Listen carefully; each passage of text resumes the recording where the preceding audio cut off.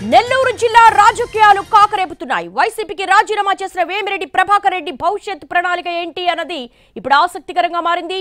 వేమిరెడ్డితో TDP నేతలు వరుసగా భేటీ అవుతున్నారు. తమ పార్టీలో చేరాలని ఆహ్వానిస్తున్నారు. మాజీ మంత్రులు నారాయణ, సోమిరెడ్డితో పాటు పలువురు టీడీపీ నేతలు వేమిరెడ్డితో భేటీ అయ్యారు. జిల్లాలోని రాజకీయ పరిస్థితులపై చర్చించారు. నిన్న ఎమ్మెల్యే కోటమిరెడ్డి శ్రీధర్ రెడ్డి కూడా వేమిరెడ్డిని కలిశారు. టీడీపీలోకి రావాలని ఆహ్వానించారు. అయితే వేమిరెడ్డి నిర్ణయం ఏంటి? టీడీపీలోకి వెళతారా లేక ఏం చేస్తారు అన్నది ఆసక్తికరంగా మారింది.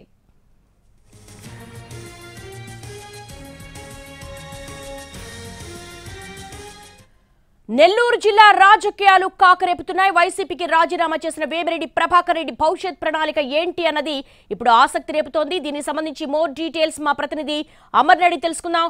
అమర్, వేమిరెడ్డి ఎటువైపు వెళ్లబోతున్నారు? ఆయన భవిష్యత్ ప్రణాళిక మీద ఆయన ఫాలోవర్స్ ఏమంటున్నారు?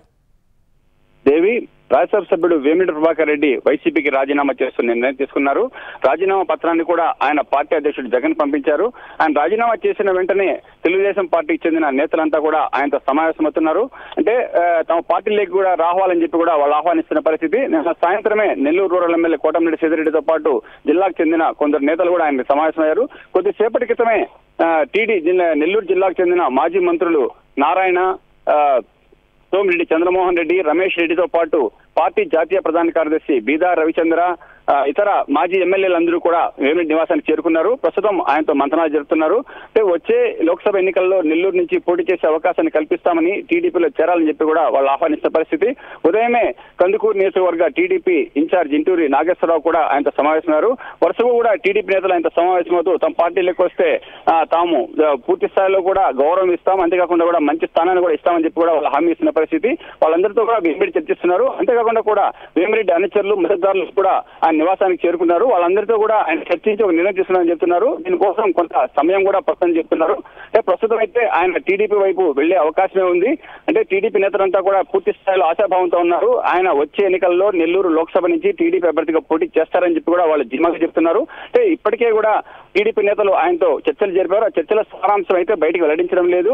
ఆయనతో చర్చలు జరిపామని, సానుకూలంగా ఉందని పరిస్థితి చెప్తున్నారు. ఆయన టీడీపీలోకి రావాలని చెప్పి కూడా ప్రస్తుతం జిల్లాకు చెందిన నేతలంతా కూడా ఆయన నివాసానికి చేరుకుని ఆయనతో చర్చిస్తున్న పరిస్థితి. Devi, all right, thanks for the live updates. మొత్తానికైతే వేమిరెడ్డి ప్రభాకర్ రెడ్డి వరుసగా భేటీ అవుతున్నారు టీడీపీ నేతలు, టీడీపీ సీనియర్లు. మరి ఆయన భవిష్యత్ కార్యాచరణ ఎలా ఉండబోతోంది?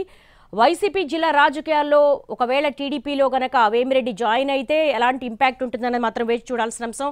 ప్రస్తుతానికైతే రాజకీయ పరిస్థితులు చకచకా మారిపోతున్నాయి. నెల్లూరు జిల్లాలో వేమిరెడ్డి ప్రభాకర్ రెడ్డి టీడీపీలో చేరతారన్న ఊహాగానాల నేపథ్యంలో ఆయన స్టెప్ ఏ విధంగా ఉండబోతుందన్నది కూడా వేచి చూడాల్సిన అంశం.